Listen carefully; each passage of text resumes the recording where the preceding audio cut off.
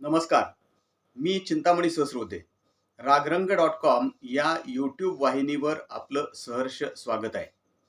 सांगली जिल्हा परिषदेचा मतदारांनी निकाल असा दिलेला आहे की जिल्हा परिषदेच्या सत्तेचं आणि जिल्हा परिषदेमधल्या अध्यक्षपदाचं त्रांगडं होऊन बसलेलं आहे. महाविकास आघाडीला 30 जागा दिलेल्या आहेत मतदारांनी, तर महायुती म्हणजे राज्यात जी महायुती आहे त्या महायुतीला त्यांनी 31 जागा दिलेल्या आहेत. त्यामध्ये भारतीय जनता पक्षाला 16 आहेत, शिवसेनेला 7 आहेत आणि राष्ट्रवादी काँग्रेसला 6 आहेत. याशिवाय जनसुराज्य पक्ष आणि रयत क्रांती संघटना यांना एक एक जागा आहेत, ते महायुतीमध्ये आहेत. परंतु राष्ट्रवादी काँग्रेस आणि शिवसेना म्हणजे शिंदेंची शिवसेना आणि अजितदादांचे राष्ट्रवादी काँग्रेसचे नेते, स्थानिक नेते हे भारतीय जनता पक्षाबरोबर सहजासहजी जायला तयार नाहीत.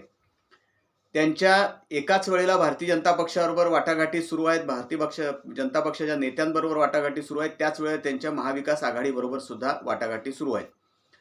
राष्ट्रवादी काँग्रेसला म्हणजे शरद पवारांच्या राष्ट्रवादी काँग्रेसला सगळ्यात जास्त जागा म्हणजे 18 जागा मिळाल्या आहेत आणि भाजपला 16 जागा मिळाल्या आहेत.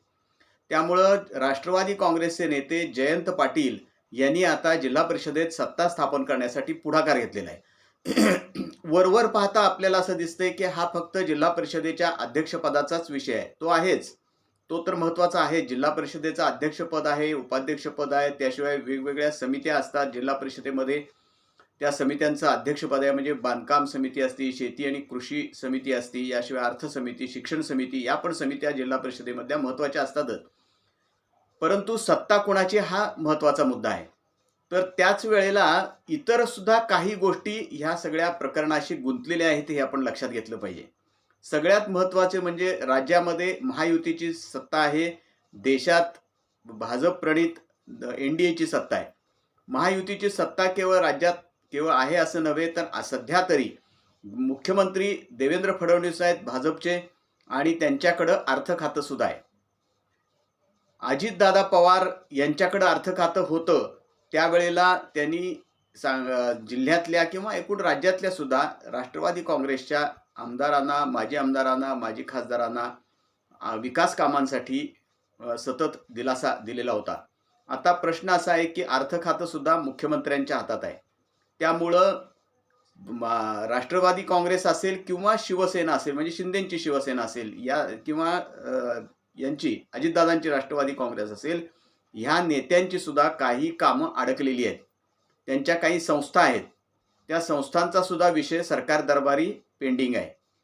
काही त्यांच्याकडे असलेल्या नव्यानं आलेल्या काही संस्था आहेत, त्यांचा कारभार त्यांना चालवायचा आहे. त्यासाठी राज्य शासनाच्या मदतीची, अनुदानाची मोठी गरज आहे. त्यामुळे अध्यक्षपदाबरोबरच या सगळ्याचा सुद्धा विचार होणार आहे, या सगळ्याची चर्चाही होणार आहे. आणि पालकमंत्री हे चंद्रकांतदादा पाटील हे BJPचे नेते असल्यामुळं त्यांचाही यातला रोल अतिशय महत्त्वाचा राहणार आहे. आता अध्यक्षपदाच्या बाबतीत अशी पंचायत आहे की शरद पवारांची जी राष्ट्रवादी काँग्रेस आहे त्यांनी 18 जागा जिंकलेल्या आहेत आणि काँग्रेसनं 11 जागा जिंकलेल्या आहेत. असं असताना केवळ 6 जागा असलेल्या राष्ट्रवादी काँग्रेसला आणि 7 जागा असलेल्या शिवसेनेला अध्यक्षपद द्यायचं का? अध्यक्षपद सर्वसाधारण महिलांसाठी खुलं आहे आणि जवळजवळ सगळ्याच पक्षाच्या नेत्यांनी आपल्या जवळच्या नात्यातल्या महिलांना जिल्हा परिषदेमध्ये या ओपन महिला या सीटवरती संधी दिलेली आहे आणि त्यातल्या बहुसंख्य महिला या निवडून आलेल्या आहेत. त्यामुळे सगळ्यांचीच पंचायत आहे की आपल्याकडं निवडून आलेल्या, आपल्या पक्षामध्ये निवडून आलेल्यांना आपण संधी द्यायची, आपल्या जवळच्या नात्यातल्या असलेल्यांना संधी द्यायची का केवळ तडजोड म्हणून, केवळ सत्ता मिळवायची म्हणून दुसऱ्या पक्षाच्या यांना संधी द्यायची, असा सगळा मोठा विचित्र प्रकार झालेला आहे, असं त्रांगडं झालेलं आहे सगळं. त्यामुळे आता ह्यावर काय नेमका तोडगा निघतो हे पाहावं लागेल. कारण राष्ट्रवादीच्या 18 जागा आहेत, असं असताना 6 जागा असलेल्या दुसऱ्या राष्ट्रवादीला म्हणजेच अजितदादांच्या राष्ट्रवादीला आणि 7 जागा असलेल्या शिंदेंच्या शिवसेनेला जिल्हा परिषदेचं अध्यक्षपद द्यायचं का, असा सवाल जयंत पाटील यांना सुद्धा हे 18 सदस्य विचारणार आहेत. तसंच काँग्रेसचे नेते डॉक्टर विश्वजित कदम आणि खासदार विशाल पाटील यांना सुद्धा काँग्रेसचे 11 सदस्य असा सवाल विचारणार आहेत.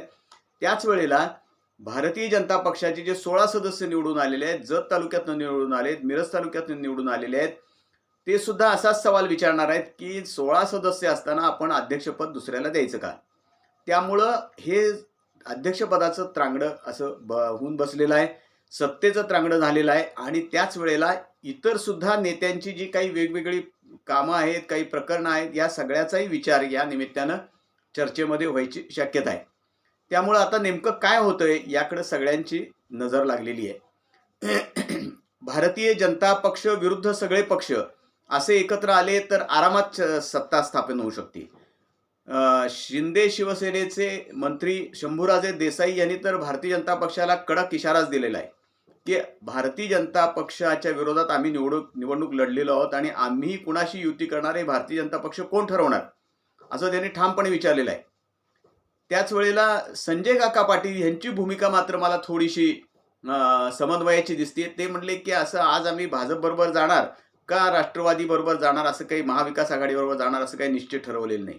म्हणजे त्यांची भूमिका ही ज्या बाजूला आपल्याला चांगलं वजनदार पदं मिळतील त्या बाजूला जाण्याची आहे असं एकूण दिसतंय. आता भारतीय जनता पक्षाविरुद्ध सगळ्यांनीच पंगा घ्यायचा आणि सत्ता स्थापन करायची असं ठरवलं तर सहज शक्य आहे. त्यात काही अवघड नाही. आरामात अगदी म्हणजे 30 जागा महाविकास आघाडीच्या, 7 जागा शिंदे सेनेच्या, 6 जागा राष्ट्रवादीच्या, अशा जर आपण सगळा हिशोब धरला तर जवळजवळ 44 बहुमत त्यांचं जिल्हा परिषदेच्या सभागृहात होतं. परंतु तसं बहुमत झालं तरी सुद्धा सगळे प्रश्न सुटत नाहीत. काही नेत्यांचे व्यक्तिगत प्रश्न आहेत, त्यांच्या संस्थांचे काही प्रश्न आहेत, तीच अनेक घोंगडी अडकलेली आहेत.